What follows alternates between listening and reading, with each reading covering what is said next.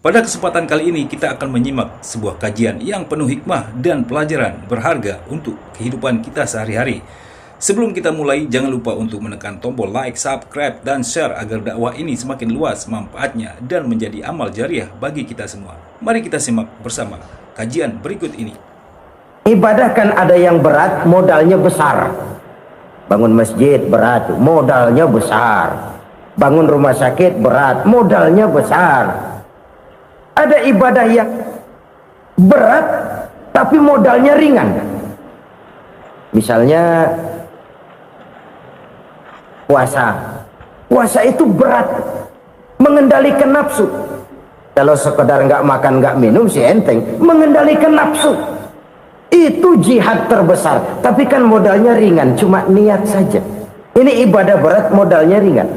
Ada ibadah yang ringan, modalnya juga enteng. Seperti termasuk ucapan la haula wala quwata illa billah.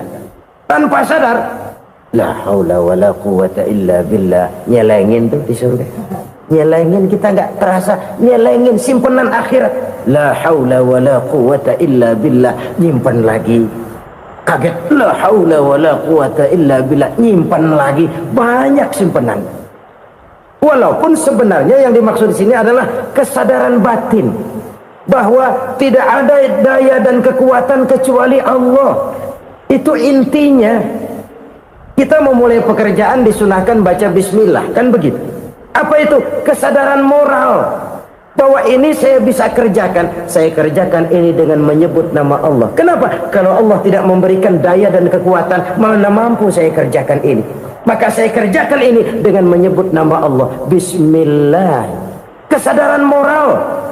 Manusia hanya wajib berusaha, tapi nggak pernah wajib berhasil. Banyak hal-hal yang kalau kita renungkan secara rasio nggak mungkin, tapi jadi kenyataan. La haula wala quwata illa billah. Tidak ada daya dan kekuatan kecuali bagi Allah semata-mata.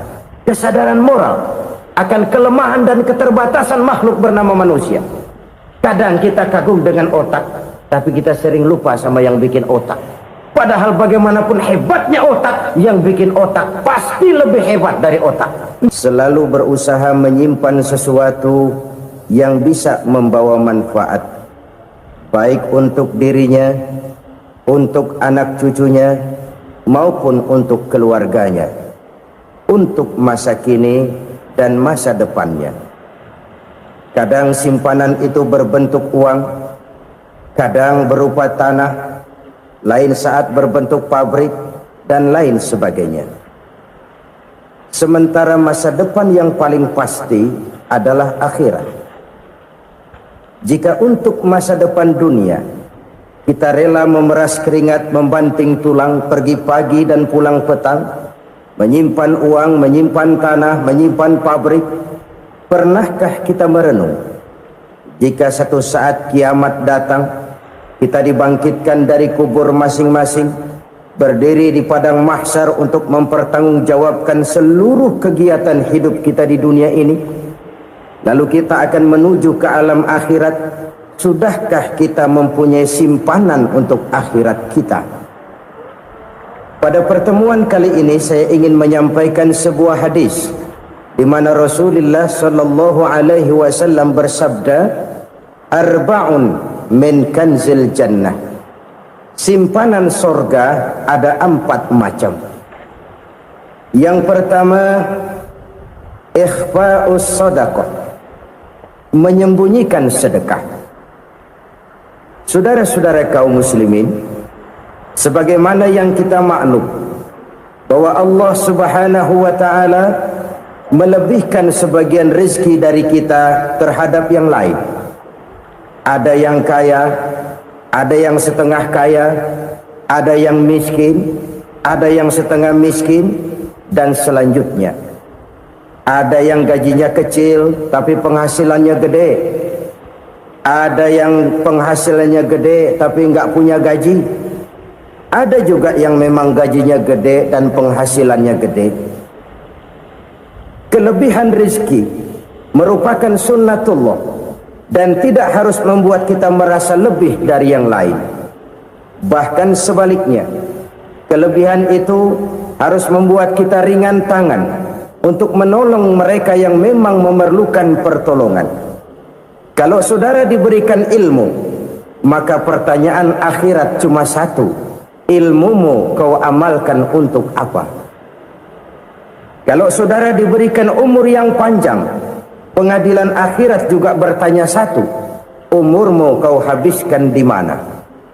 Tapi kalau saudara diberikan harta, pengadilan akhirat akan bertanya dua: hartamu kau dapat dari mana, kau belanjakan kemana? Dari mananya ditanya, dan kemananya juga ditanya. Oleh karena kita akan dimintakan pertanggungan jawab, maka amanah yang bernama harta ini harus kita gunakan dengan sebaik-baiknya. Ada penggunaan yang merupakan kewajiban, itu zakat namanya. Ada penggunaan yang sewaktu-waktu, itu infak namanya. Ada yang lebih sewaktu-waktu lagi, dan itu sedekah namanya. Zakat dia terikat oleh haul dan nisab, oleh putaran batas waktu dan ukuran dari harta itu sendiri. Sedangkan infak terikat oleh situasi dan kondisi perekonomian seseorang. Sedangkan sedekah tidak terikat dengan apapun. Dalam kondisi seperti apapun kita bisa melakukan sedekah dengan yang terkecil sekalipun. Sampai-sampai Rasulullah sallallahu alaihi wasallam mengajarkan, la tahqiranna minal ma'rufi syai'an walau an talqa akhaka biwajhin talik. Atau ada hadis, tabassumuka fi wajhi akhika laka sedekah. Senyumanmu kepada temanmu adalah sedekah. Jadi untuk melakukan sedekah tidak harus dalam berbentuk uang. Dengan ilmu kita bisa sedekah, dengan tenaga kita bisa bersedekah, dengan pikiran kita bisa bersedekah, bahkan senyum kepada teman itu pun sedekah. Jadi kalau sedekah dengan uang memang belum punya uang, nyengir aja banyakin. Itu asal pada tempatnya, jangan lalu ketemu tiang listrik cengengesan. Tentu tidak pada tempatnya dan tidak wajar. Nah, sedekah yang paling dicintai Allah adalah sedekah yang disembunyikan. Artinya jauh dari sifat riya. Kan kadang-kadang ada orang sedekah itu disebutkan namanya, apa tidak bagus? Kalau memang niatnya ikhlas, ya bagus-bagus saja. Untuk memberikan sugesti kepada yang lain. Si Fulan bin Fulan nyumbang sekian, diumumkan. Boleh kalau niatnya untuk memberikan rangsangan kepada yang lain supaya dia menyumbang lebih besar dari orang tadi. Tapi kalau itu mendatangkan riya, maka sedekah yang paling dicintai Allah adalah sedekah yang disembunyikan. Tangan kiri saja tidak tahu apa yang diberikan oleh tangan kanan. Sedekah yang dilakukan dengan ikhlas akan merupakan perbendaharaan surga, tersembunyi dari pandangan orang lain, tidak seorang pun tahu. Karena memang sikap yang baik adalah melupakan kebaikan dan mengingat kesalahan. Itu salah satu ciri orang bahagia. Orang yang selalu mengingat kesalahannya dan berusaha melupakan segala kebaikannya. Kalau dia akan berada kebaikan, dia tidak bisa ikut, dia merasa rugi karena dia merasa belum pernah berbuat baik. Tapi kalau akan melakukan kesalahan baru, dia ingat kesalahan yang sudah-sudah, sehingga terhalang baginya untuk melakukan satu kesalahan baru. Demikianlah saudara-saudara, bahwa Allah melebihkan rizki sebagian kita dari yang lain, agar terjadi tolong-menolong dalam kehidupan ini. Jadi kesenjangan yang nature, kesenjangan yang alami, itu sunnatullah. Ada yang kaya, ada yang miskin, ada yang kelas menengah. Nah, kenapa lalu sekarang kita berusaha mengentaskan kemiskinan? Oleh karena adanya kesenjangan struktural. Kalau yang kaya bisa semakin kaya, kenapa yang miskin tidak bisa naik jadi ikut sedikit kaya? Sebab pada dasarnya Islam adalah agama yang sejak turunnya sudah berupaya memerangi kemiskinan. Bahkan dikatakan kemiskinan itu mendekatkan kepada kekufuran. Orang kalau miskin udah dekat banget sama kafir. Gampang menjadi kafir. Berapa banyak saudara-saudara kita yang oleh karena soal perut, oleh karena soal materi, terpaksa meninggalkan dan menanggalkan akidahnya. menjual petunjuk yang diberikan Allah dengan kesenangan dunia yang cuma sebentar ini. Na'udzubillah tsumma na'udzubillah. Jadi makin kita sembunyikan satu sedekah, semakin banyak perbendaharaan kita di surga. Sedekah yang paling dicintai Allah adalah sedekah yang disembunyikan. Malahan ada seorang sufi, dia punya kebiasaan kalau pergi sholat Jumat dia bawa uang, itu uang dia taruh di bawah tikar masjid. Dia niat sedekah kepada siapa saja yang nemuin itu duit. Maksudnya apa? Supaya yang nemuin nggak tahu siapa yang punya duit. Demikian dia saking ingin menyembunyikan sedekahnya. Karena sifat riya itu bisa memakan amal kita sendiri. Riya itu termasuk menyebut-nyebut kebaikan kita. Orang yang suka nepuk dada, sedikit-sedikit ngitungnya kalau nggak gua. Tuh kalau nggak gua tuh yang belas itu kalau nggak gua. Iya kalau nggak lu kenapa emang? Orang yang suka menepuk jasad, tuh biasanya memang begitu saudara-saudara. Kalau perang lagi berkecamuk, orang nggak sempat ngaku jadi pahlawan. Tapi begitu perang selesai, yang kagak kenal bedil ngaku pahlawan, mas. Itu sesuatu yang biasa. Oleh karenanya, orang-orang yang ikhlas dalam bersodako, disembunyikannya sodako itu, Allah cinta betul. Malahan ada hadis memberikan jaminan, inna sodaqatal mar'il muslimi tazidu fil umri wa tadfa'u mitatas su'i. Sesungguhnya sedekahnya seorang mukmin tazidu fil umri, bisa menambah umur panjang, wa tadfa'u mitatas su'i, dan menyelamatkan manusia dari mati secara su'ul khatimah. Jadi siapa yang kepengen panjang umur, banyaklah sedekah. Yang bosan hidup, pelit terus. Sedekah menambah panjang umur dan menyelamatkan manusia dari mati secara su'ul khatimah. Pak, katanya umur itu nggak bisa ditambah, nggak bisa dikurangin. Kapan? Kalau ajal sudah datang. Fa idza jaa ajaluhum la yastakhiruna sa'atan wa la yastaqdimun. Kalau ajal datang tidak bisa dimajukan, tidak bisa dimundurkan. Itu kalau ajal sudah datang. Tidak bisa lagi umur ditambah dikurangi, sudah datang. Tapi kalau belum datang, itu kan haknya Allah. Mau ditambah, mau dikurangi, hak prerogatif Allah. Sebagai pencipta manusia, Allah maha kuasa dan maha mampu. Sedekah ini menambah panjang umur dan menyelamatkan manusia dari mati secara su'ul khatimah. Itu orang mati kan sama ya, kondisinya mati, nggak nafas. Tapi hakikat mati kan lain-lain.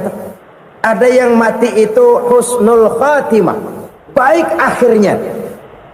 Misalnya lagi ngaji mati, lagi sholat mati, lagi sedekah mati. Ini yang dinamakan dengan husnul khatimah, baik di akhirnya. Sebaliknya ada yang su'ul khatimah, jelek di akhirnya. Ini yang jadi catatan akhir. Lagi nyekek botol, mampus. Lagi banting kartu, modar. Su'ul khatimah, jelek pada akhirnya. Sedekah menyelamatkan manusia dari mati secara su'ul khatimah. Dan kita semua kepengen mendapat husnul khatimah, jauh dari su'ul khatimah. Oleh sebab itu yang bisa menyelamatkan kita dari penyakit itu antara lain adalah sedekah yang disembunyikan, yang dikerjakan dengan ikhlas karena Allah, tidak karena kepengen dipuji orang, tidak karena ingin dikatakan orang pemurah. Sebab orang dermawan itu orang yang memberi tanpa harus diminta. Kalau masih harus diminta, ya belum dermawan namanya, masih harus diminta. Kalau nggak diminta ya tulus, lolos, polos. Saudara-saudara kaum muslimin rahimakumullah, harta adalah amanat dan akan kita pertanggungjawabkan. Allah melebihkan rizki sebagian kita dari yang lain agar kita saling tolong menolong, bantu membantu. Nabi janjikan, siapa yang meringankan beban saudaranya muslim di dunia, Allah akan meringankan bebannya di akhirat nanti. Sebuah jaminan dari baginda Nabi. Si orang yang kita bantu barangkali tidak bisa membalas, Allah yang akan membalas lewat jalan lain yang tidak pernah kita sangka-sangka. Ada orang tanya, Pak, ini ada orang nyumbang masjid sambil marah-marah, bagaimana? Saya bilang, sumbangannya aja ambil, marahnya jangan. Marahnya jangan diambil, itu urusan dia. Saudara-saudara kaum muslimin rahimakumullah, umat Islam ini kan umat yang punya potensi besar. Kadang kita merenung, kenapa kadang-kadang pembangunan masjid kok lambat sekali? Kalau hotel hari ini peletakan pertama, bulan depan peresmian. Supermarket hari ini peletakan batu pertama, minggu depan peresmian. Tapi kalau sudah yang namanya masjid, kadang-kadang peletakan batu pertama sekaligus jadi batu terakhir. 3 tahun, 4 tahun, campur nebar jalak di jalanan, duit dijaring kayak ikan sepat. Apa tidak ada orang Islam yang kaya? Banyak. Apa tidak ada pengusaha muslim yang jadi konglomerat? Ada. Lalu yang belum banyak itu yang komit terhadap nilai-nilai agamanya. Akhirnya kita jatuh jadi umat yang lemah.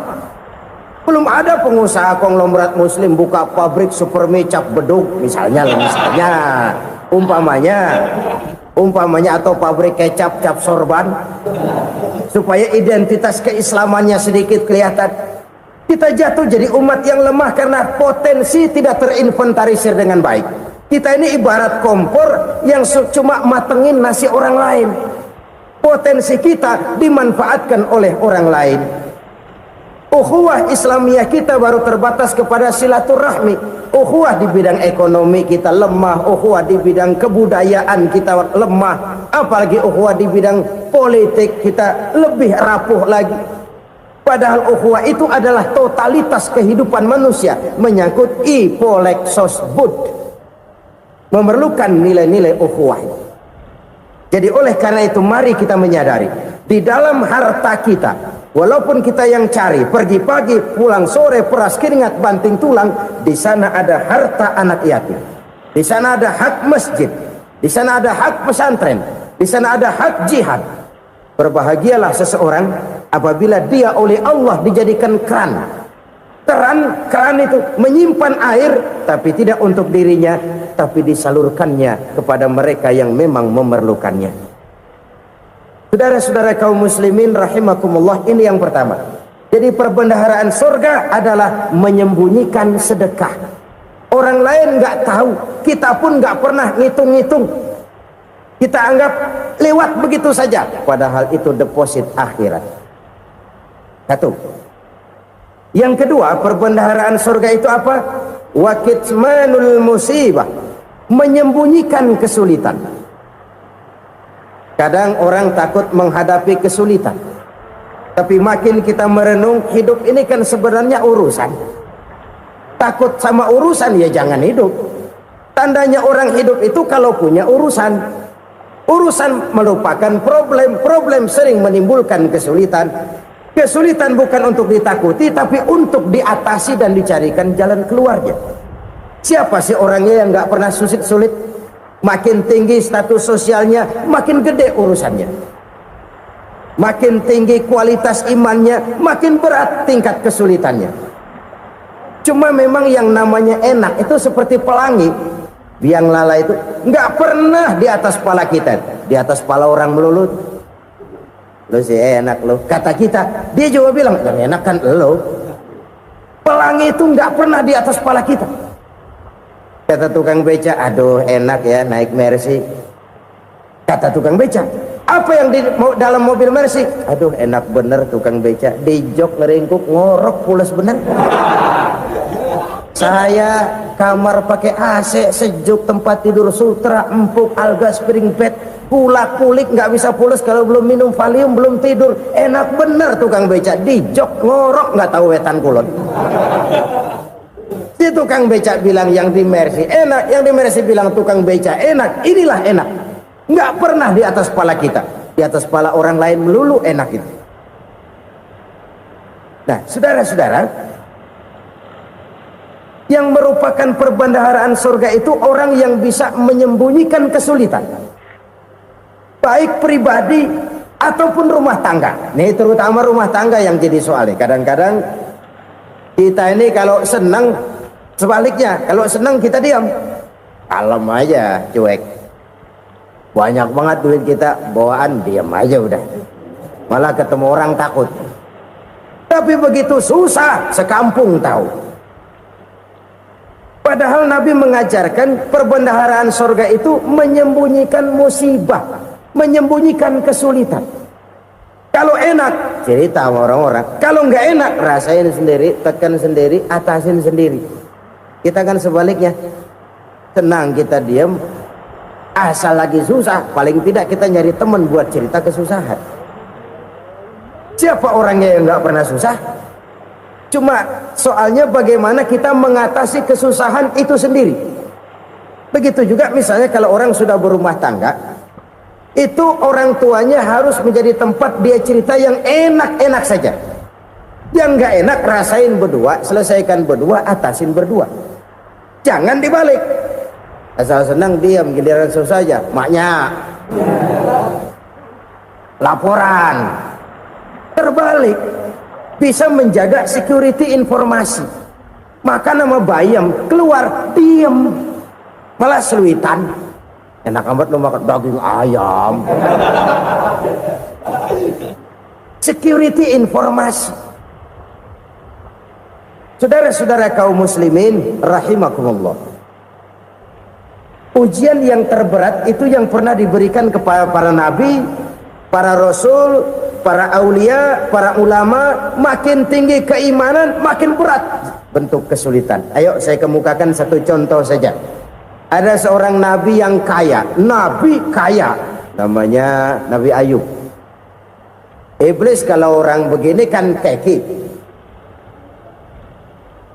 ibadahnya rajin, kaya. Yang kayak begini susah digodain.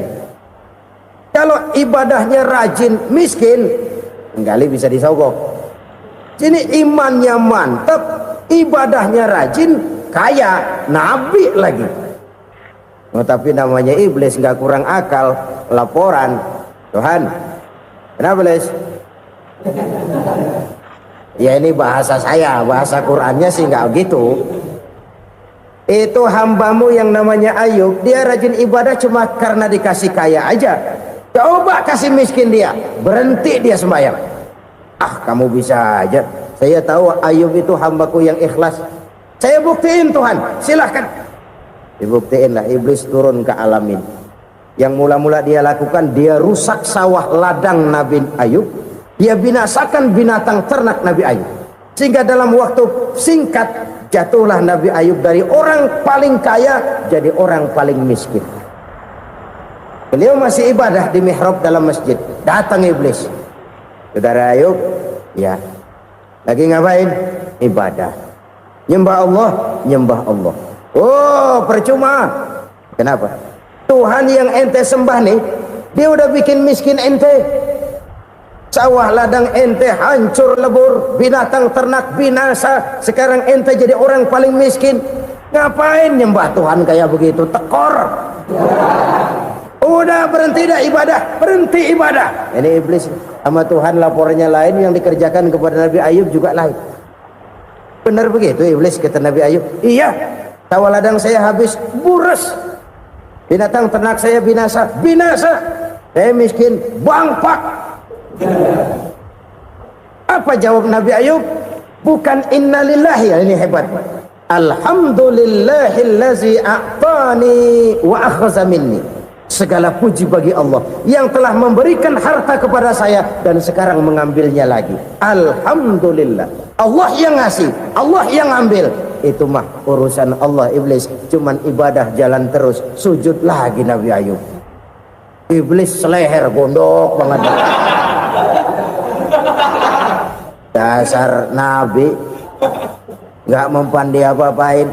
Miskin malah alhamdulillah. Allah yang ngasih, Allah yang ngambil. Jadi kalau kita tidak komit, kita tidak terikat kepada kaya, miskin, senang, susah, apa yang bisa bikin kita susah? Jadikan kekayaan, kemiskinan, jadikan senang susah sebagai anak buah yang bisa kita atur. Jangan kekayaan ngatur kita, jangan kemiskinan ngatur kita. Kita yang harus mengatur mereka. Senang susah, kaya, miskin, bahagia, sengsara, jadikan itu anak buah yang bisa kita atur. Kalau sekarang kita kaya, lain saat boleh jadi kita miskin, semiskin-miskinnya. Allah yang ngasih, Allah yang ngambil. Tenaga mana yang bisa menghalangi? Ibadah jalan terus, iblis makin gondok. Dasar nabi loh. Akhirnya apa? Nabi Ayub dikerjain, diberikan penyakit. Demikian fatal penyakitnya. Bayangin, udah miskin sakit. Masya Allah. Miskin sakit. Sakitnya nggak lama, kira-kira 16 tahun. Istrinya 3, 2 mental minta ceraiin. Ngerawatin laki bengek begini. Senang belum tentu, susah udah pasti nih. Cerai aja, cerai dah. Cerai. Tinggal satu Siti Rahmah yang setia menemani beliau. Sesetia-setianya hati perempuan. Satu saat Siti Rahmah bilang, "Bang, iya, abang kan Nabi, Bang. Lalu namanya Nabi kan doanya jarang meleset, Bang. Maksud kamu minta kenapa sih sama Tuhan biar abang sembuh baik dah, Bang?" Siti Rahmah, "Iya. Saya sakit berapa tahun sih dah?" 16 tahun, Bang. "Sebelum ini saya sehat berapa tahun?" "Ya kira-kira 60 tahun, Bang." "Nah, coba ente banding-bandingin, Rahmah. Saya dikasih sehat 60 tahun, dikasih sakit 16 tahun. Sudah nggak sabar mau doa kepada Allah minta sembuh. Saya malu kepada Allah. Diuji dengan yang luar biasa seperti ini, tidak mengganggu stabilitas kehambaannya. Dia tetap menghamba kepada Allah Subhanahu wa ta'ala." Saudara-saudara kaum muslimin rahimakumullah, kunci menghadapi kesulitan itu apa? Allah jelaskan dalam satu ayat, "Wa basyiris sabirin alladzina iza asabathum musibah qalu inna lillahi wa inna ilaihi raji'un." Gembirakan orang-orang yang sabar. Siapa mereka itu? Yang apabila mendapat musibah mereka kembali kepada keyakinan dasar, segalanya dari Allah dan segalanya akan kembali kepada Allah. Ini konsepsi dasar dari sikap muslim dalam menghadapi berbagai kesulitan. Segalanya dari Allah, segalanya akan kembali kepada Allah. Kalau ini sudah kondisi dasarnya, maka kita akan lapang menghadapi kenyataan bagaimanapun pahitnya. Apakah itu namanya miskin, apakah itu namanya sakit, bahkan maut sekalipun. Segalanya dari Allah, segalanya akan kembali kepada Allah. Ini sikap hidup, bukan sekedar ucapan. Kita kadang-kadang menjadikannya sebagai ucapan. Mulutnya sih nggak berhenti, innalillahi wa inna ilaihi raji'un, tapi nangisnya terus gerung-gerungan. Bukan itu, ini kesadaran moral. Kalau segalanya dari Allah, segalanya kembali kepada Allah, kan sebenarnya cuma nunggu giliran. Hari ini saya nyembayangin dia, entah hari apa saya disembayangin orang. Hari ini saya antar dia ke kubur, entah hari apa orang nganterin saya ke kubur. Hari ini saya tahlilkan dia, entah nanti kapan orang tahlilkan saya. Segalanya dari Allah, segalanya akan kembali juga kepada Allah. Oleh sebab itu saudara-saudara, kesulitan bukan untuk ditakuti. Kesulitan justru untuk diatasi, dicarikan jalan keluarnya. Dan tidak ada orang yang tidak pernah mendapat kesulitan. Tidak ada. Semakin tinggi status sosial, semakin tinggi kualitas keimanan, semakin besar juga tingkat kesulitan. Hanya saja bagaimana cara kita mengatasinya. Dan Al-Quran menyatakan, "Inna ma'al usri yusra." Di balik kesulitan itu pasti ada kemudahan. Roda itu berputar.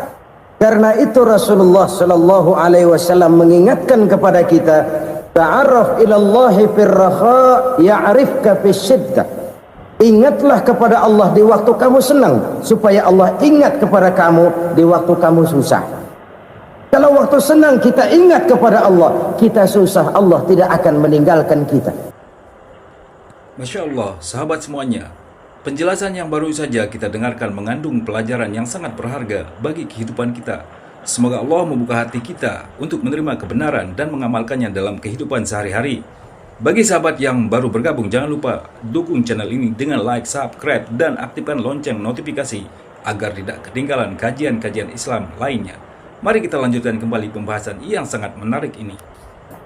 Tapi kalau waktu senang kita jauh dari Allah, sujud tidak sempat, dengan masjid jauh, ketika senang kita lupakan Allah. Nanti begitu kita susah,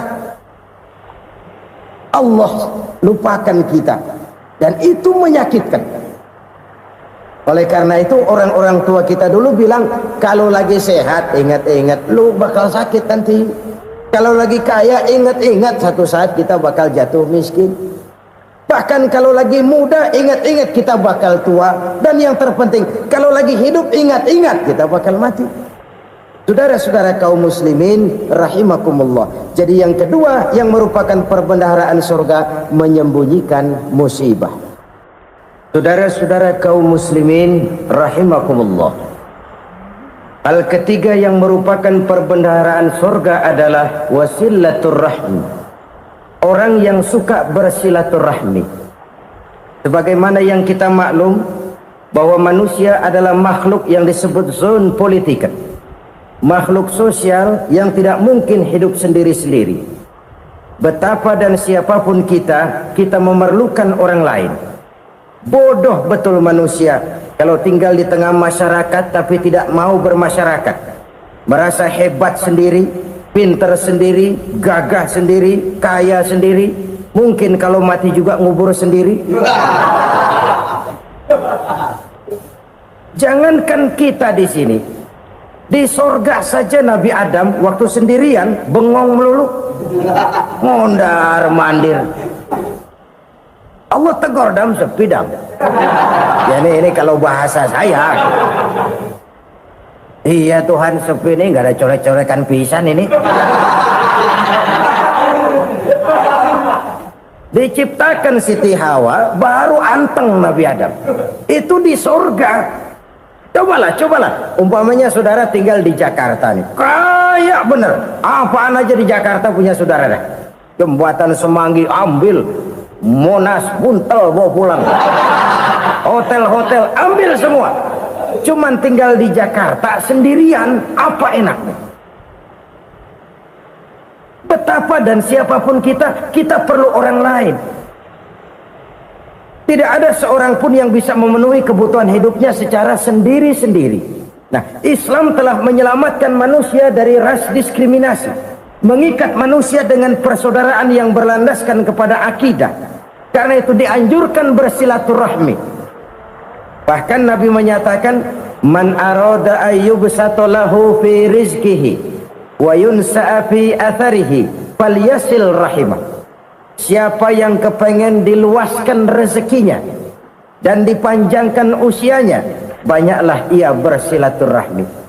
Siapa yang kepengen dimudahkan rezekinya, hendaknya ia banyak bersilaturahmi. Kalau banyak teman, kesulitan kan paling tidak ada tempat cerita. Udah susah sendirian, kita pikirin diri, nggak ada tempat tukar pikiran. Cepet banget sama bengek. Dilawan sendiri. Nah, secara makro kita bisa berkata, tidak mungkin ada kemenangan kalau tidak ada kekuatan. Tidak ada kekuatan kalau tidak ada kesatuan dan persatuan. Tidak mungkin ada kesatuan dan persatuan tanpa semangat silaturahmi. Kalau umat Islam mau menang, dia harus kuat. Kalau umat Islam mau kuat, dia harus bersatu. Kalau umat Islam mau bersatu, dia harus membudayakan silaturahmi ini. Bahkan sampai-sampai kata Nabi, kalau bisa cari nilai tambah. Apa? Silman qata'ak. Bersilaturahmilah kau kepada orang yang marah denganmu. Masya Allah, indahnya ajaran agama kita. Orang yang marah pun kepada kita, kata Nabi, kalau bisa bersilaturahmilah kepadanya, kepada orang yang marah itu. Di situ nilai tambah. Cuman jujur nih hadis, ngucapinnya gampang, ngamalinnya yang berat banget. Orang marah sama kita, kita disuruh silaturahmi. Ada apa malu?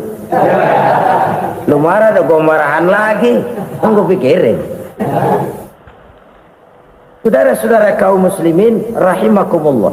Tapi ini yang diajarkan, bahkan ini yang dicontohkan oleh baginda Rasul. Bagaimana begitu mudah, misalnya satu saat Abu Jahal ini ngatur strategi bagaimana bikin Muhammad celaka. Dia gali lubang di depan tempat tidurnya, dia tutupin daun korma, terus dia panggil seseorang, ke sini, kasih tahu Muhammad, pamannya sakit keras, minta ditengokin. Berangkat orang ini ke sana. Muhammad, labbaik, pamanmu sakit keras, dia minta ditengokin. Baik, saya akan datang menjenguk beliau. Berangkatlah Nabi ke rumah Abu Jahal tanpa prasangka apapun. Abu Jahal udah pasang setil, selimut 3 rangkap setengah dipakai, persis kayak orang meriang.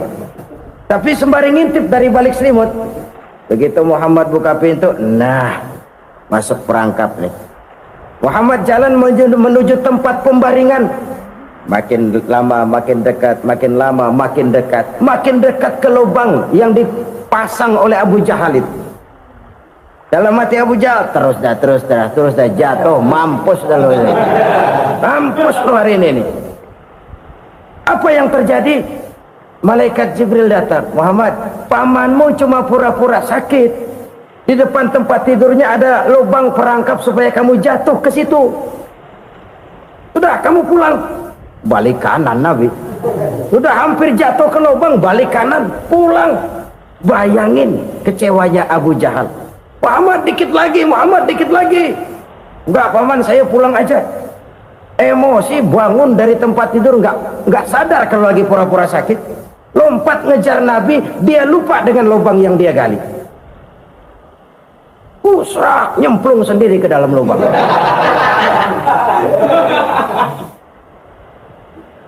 Nabi terus berlalu. Ini terjadi keanehan. Jatuh ke lubang yang dia gali itu sebenarnya nggak terlalu dalam ya, antara 3-4 meteran lah. Tolong, saya jatuh ke lubang ini. Datanglah pelayan-pelayannya itu. Angkat saya dari sini. Oh, yang ngulurin tambang. Satu gulung, belum juga nyampe itu tambang. Kurang, beli lagi ke warung.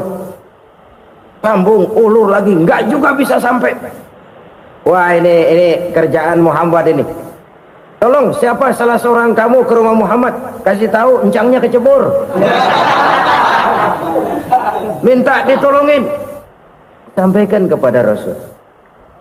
Kenapa? Pamanmu jatuh ke lubang, Muhammad minta tolong diangkatin. Tambang udah nyambung-nyambung nggak nyampe juga. Ya, nanti saya datang, saya tolong. Coba. Nyata-nyata orang berniat jahat mau mencelakakan dia. Datang dia menolong. Ini yang disebut air tuba dibalas air susu ya ini. Bukan sebaliknya. Air tuba dibalas air susu. Paman, kecebur ya? Iya Muhammad, tolong ini. Pegang tangan saya. Nabi ulurkan tangannya. Nyampe. Dipegang oleh Abu Jahal. Diangkat ke atas. Sampai atas. Apa kata Abu Jahal? Sihirmu memang hebat Muhammad. Udah ditolongin dikata sihir. Yang enak kita kemplang kan itu orang begitu. Urusan apa? Tapi inilah akhlak. Kalau bisa kamu bersilaturahmilah dengan orang yang marah kepadamu sekalipun. Orang marah kita tetap baik. So, kalau kita berbuat baik sama orang yang memang baik, rasanya sih biasa-biasa aja. Orang baik kita baik lagi, ya draw aja, belum ada nilai tambah di situ.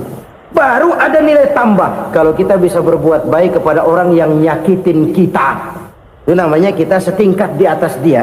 Dia sakitin kita, kita berbuat baik sama dia. Dia pelit sama kita, kita baik sama dia. Dia marahin kita, kita deketin dia. Di situ kita punya nilai tambah. Jadi siapa yang ingin diluaskan rezekinya, kata Nabi, dan dipanjangkan umurnya, hendaklah ia banyak-banyak bersilaturahmi. Sederhana sebenarnya silaturahmi, tapi silaturahmi membangkitkan semangat kesatuan dan persatuan. Kesatuan dan persatuan melahirkan kekuatan. Dalam matematika 1 ditambah 1 pasti 2. Tapi di tengah masyarakat 1 orang takut ditambah 1 orang takut, hasilnya jadi 2 orang setengah berani. Kenapa setengah berani? Karena udah berdua. Tadi pan takut sendirian. Kalau dia kumpul turu-turu takutlah jadi berani. Kita yang lemah, kita yang tidak berdaya, kita yang miskin, kalau mau kompak bersatu, apa yang nggak bisa kita kerjain?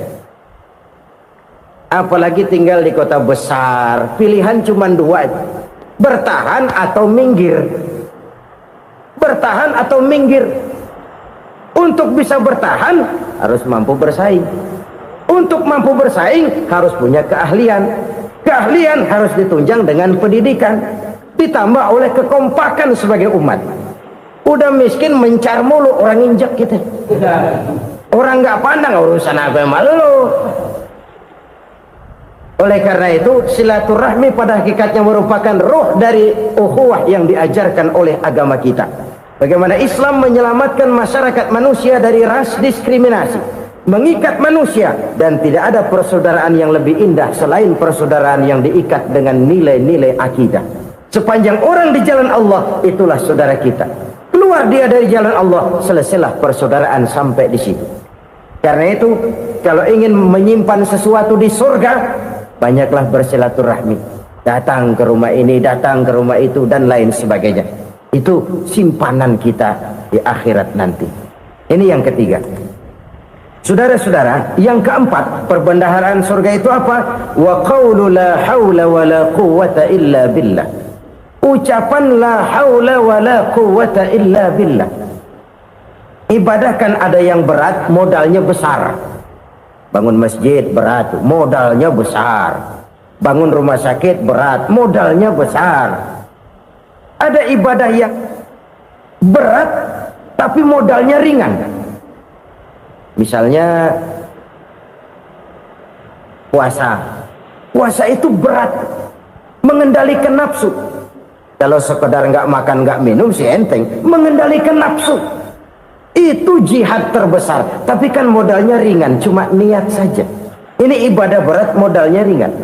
Ada ibadah yang ringan, modalnya juga enteng. Seperti termasuk ucapan la haula wa la quwwata illa billah. Tanpa sadar, la haula wa la quwwata illa billah, nyelengin tuh di surga. Nyelengin, kita nggak terasa nyelengin simpenan akhirat. La haula wa la quwwata illa billah, nyimpan lagi. Kaget, la haula wa la quwwata illa billah, nyimpan lagi. Banyak simpenan.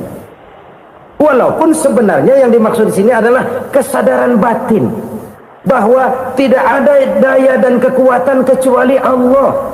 Itu intinya. Kita memulai pekerjaan disunahkan baca bismillah, kan begitu? Apa itu? Kesadaran moral bahwa ini saya bisa kerjakan. Saya kerjakan ini dengan menyebut nama Allah. Kenapa? Kalau Allah tidak memberikan daya dan kekuatan, mana mampu saya kerjakan ini. Maka saya kerjakan ini dengan menyebut nama Allah. Bismillah. Kesadaran moral. Manusia hanya wajib berusaha, tapi nggak pernah wajib berhasil. Banyak hal-hal yang kalau kita renungkan secara rasio nggak mungkin, tapi jadi kenyataan. La haula wa la quwwata illa billah. Tidak ada daya dan kekuatan kecuali bagi Allah semata-mata. Kesadaran moral akan kelemahan dan keterbatasan makhluk bernama manusia. Kadang kita kagum dengan otak, tapi kita sering lupa sama yang bikin otak. Padahal bagaimanapun hebatnya otak, yang bikin otak pasti lebih hebat dari otak. Nggak percaya, silahkan otak-otakan. Inilah kecenderungan. Kita kagum dengan pesawat-pesawat mutakhir, bukan main besi gede banget terbang itu. Alangkah hebatnya. Lalu apa yang bikin otak tidak lebih hebat dari itu semua? Kita puji laut, apa yang bikin laut tidak lebih hebat dari laut itu? La haula wa la quwwata illa billah. Tidak ada daya dan kekuatan kecuali Allah. Apa yang bisa kita lakukan kalau tidak karena daya dan kemampuan yang diberikan oleh Allah kepada kita? Lahirlah sikap tawadu, rendah hati, tidak melonjak menjadi angkuh dan sombong, sadar akan kelemahan dan keterbatasan diri sebagai makhluk yang diciptakan oleh Allah Subhanahu wa taala. Jadi satu sisi ini ucapan yang berpahala, la haula, jadi wiridan. Pada sisi lain ini kesadaran moral, sikap mental, kesadaran batin bahwa yang punya daya dan kekuatan itu cuma Allah. Kita nggak pantas untuk sombong, sebab sombong itu pakaiannya Allah. Kita nggak sedang pakai pakaian Allah, kegedean. Dan makin kita renungi, makin terbentur, apa sih yang bisa kita sombongin? Kita mau sombong apa? Kaya, pintar, itu kan semua relatif. Di atas langit masih ada langit lagi. Jadi oleh karenanya, marilah kita menyadari, manusia hanya wajib berusaha, tapi tidak pernah wajib berhasil. Yang berusaha saja tidak wajib berhasil, apalagi yang tidak berusaha. Islam bukan agama orang pemalas yang selesai sholat lalu endelohom, nggelenggem ayem-ayem. Tapi Islam bukan agama orang sombong yang setelah berusaha lalu tidak memerlukan Allah. Kita bisa saja bikin proyeksi, tahun sekian kita bakal panen besar menurut perhitungan otak. Tapi ada kejadian lain. Apa? Tikus ngambek. Habis itu dimakanin tikus, panen gagal. Proyeksi rasional gagal oleh tikus-tikus yang ngambek itu. Bisa saja terjadi. Tahun depan kita panen besar, urung. Kenapa? Musim panas panjang. Dan sekarang ini koran-koran bikin berita musim mengalami penyelewengan. Bukan cuma manusia yang nyeleweng sekarang. Musim pakai nyeleweng. Mestinya kan musim hujan udah selesai, masih hujan-hujan juga. Musim. Nah sekarang kita boleh bikin proyeksi, kita bakal panen besar. Tahu-tahu musim panas panjang, sawah retak, air kering. Cari teknokrat yang paling botak, suruh pendekin tuh musim panas. La haula wa la quwata illa billah. Inilah kesadaran moral. Saudara, saya teringat satu saat ada seorang konglomerat. Umurnya ya kira-kira 70-an.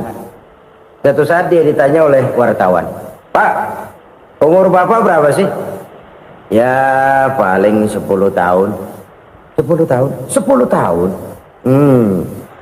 Anak Bapak berapa orang? Satu. Satu saja? Satu.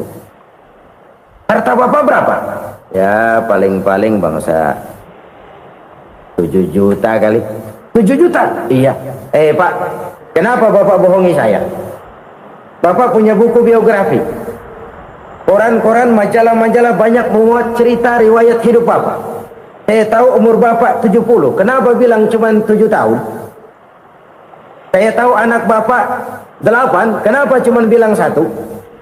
Saya tahu harta Bapak miliaran, mungkin triliunan, pabrik di mana-mana, bank di mana-mana. Kenapa bilang uang Bapak cuma 7 juta? Nah, kata si konglomerat tadi, "Kamu benar, Nak, kamu benar.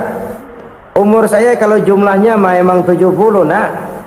Cuman ingat-ingat saya, baru 7 tahun terakhir ini saya sujud. Baru 7 tahun terakhir ini saya berusaha dekat dengan Allah. Saya laksanakan perintahnya, saya jauhi larangannya. 7 tahun inilah rasanya yang ada nilainya di hadapan Allah. Yang 63 tahun matong, kelabu, kelem umur gue. Habis untuk maksiat, untuk munkarat. Maka ketika ditanya tadi, umur saya 7 tahun itu. Oh begitu Pak. Oh iya. Lalu anak Pak, anak Bapak kan 8. Kenapa bilang cuma 1? Nah, kalau jumlah hitungannya memang anak saya 8. Tapi dari 8 orang ini rasanya cuma 1 nih yang bakal jadi buah hati, belahan jantung, pelanjut cerita, penerus sejarah, bakal jadi anak soleh yang akan mendoakan saya.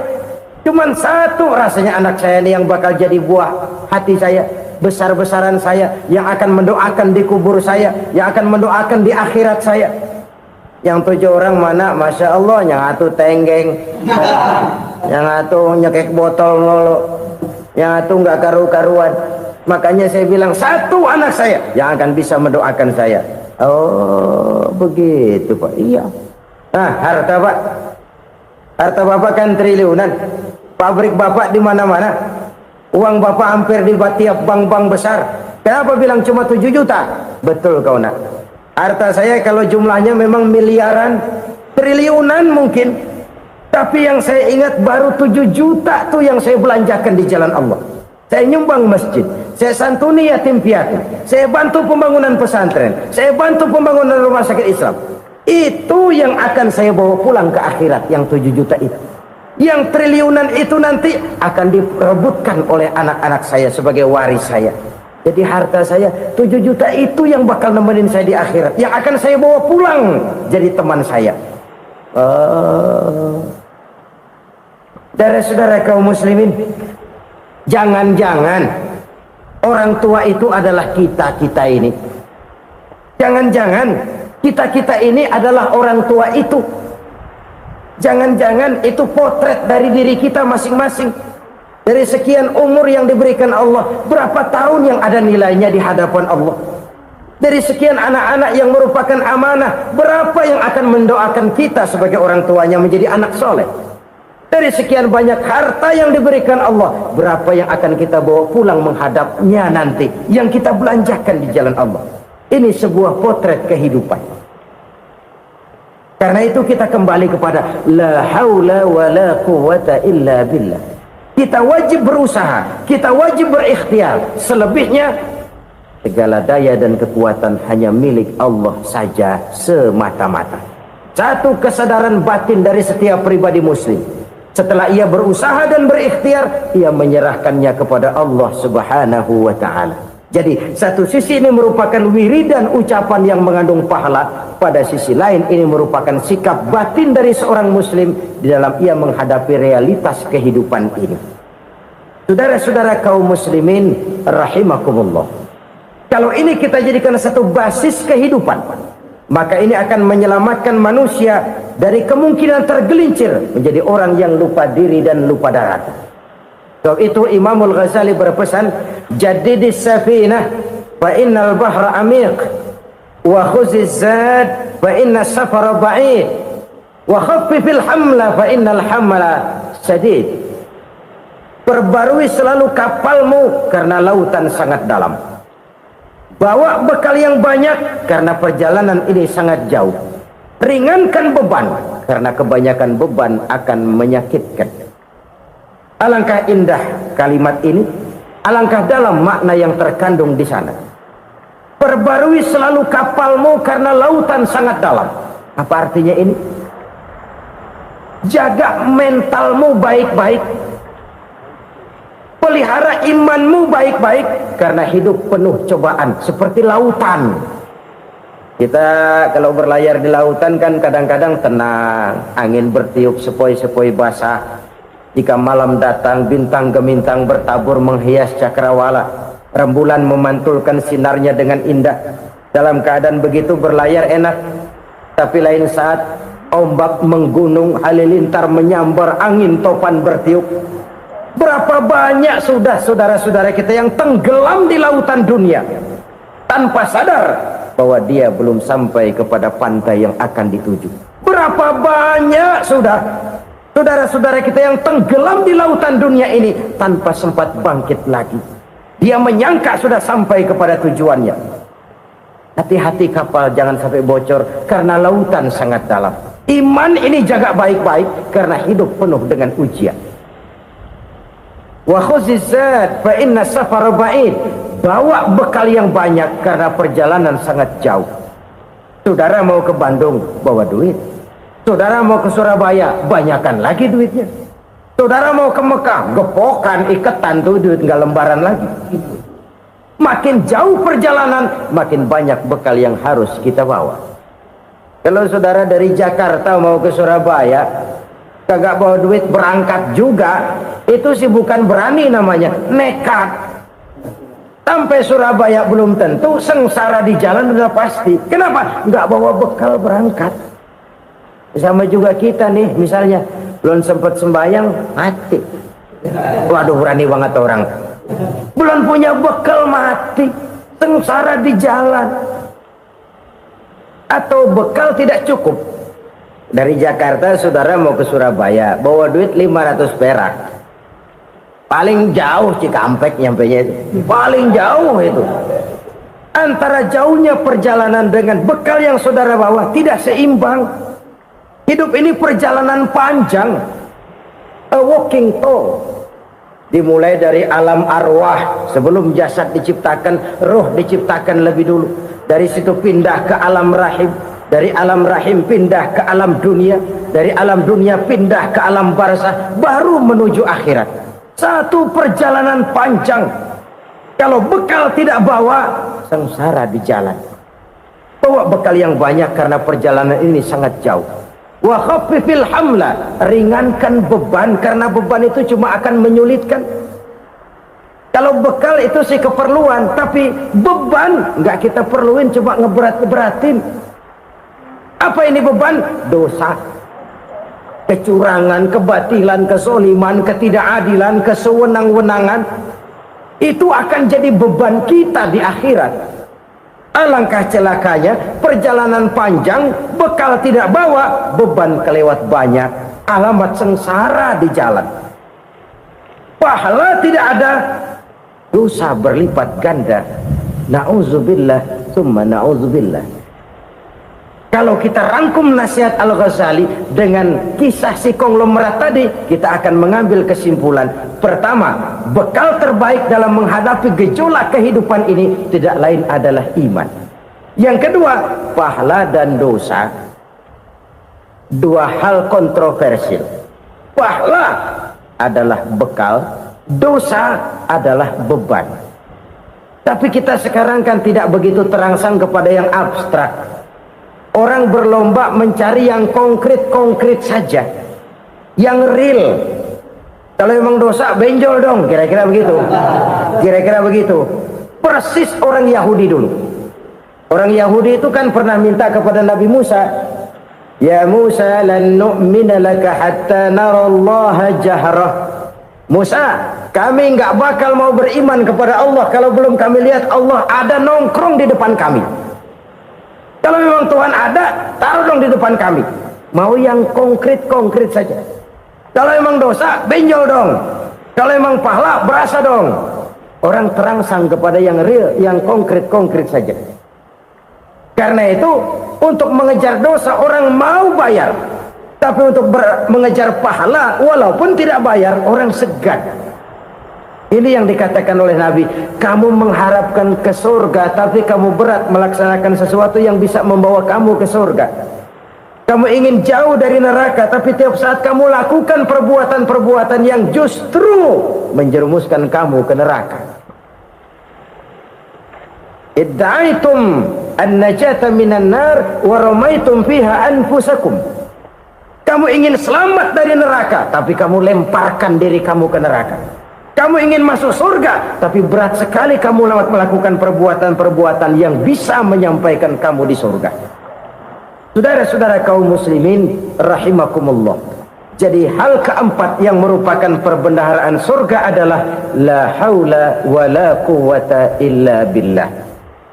Satu sisi ini merupakan ucapan yang memperberat timbangan akhirat.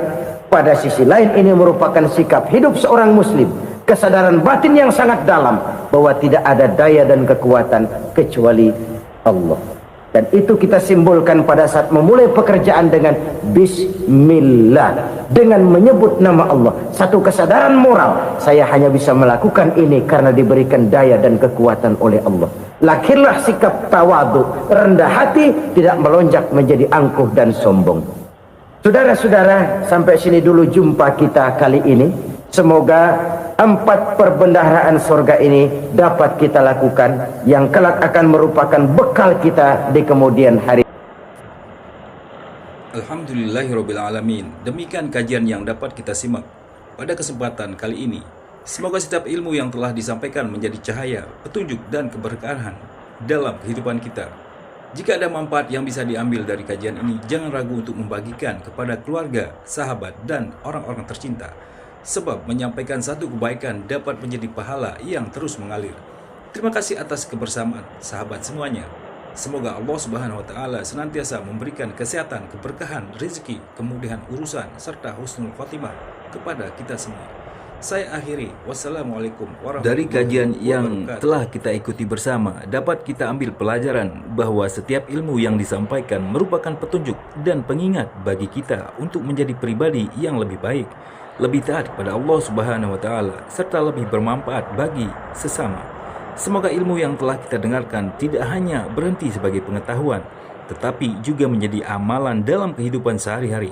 Mudah-mudahan Allah Subhanahu wa Ta'ala senantiasa membimbing langkah kita, menerima amal ibadah kita, dan mempertemukan kita kembali dalam majelis ilmu yang akan datang. Amin ya Rabbal Alamin. Wassalamualaikum warahmatullahi wabarakatuh.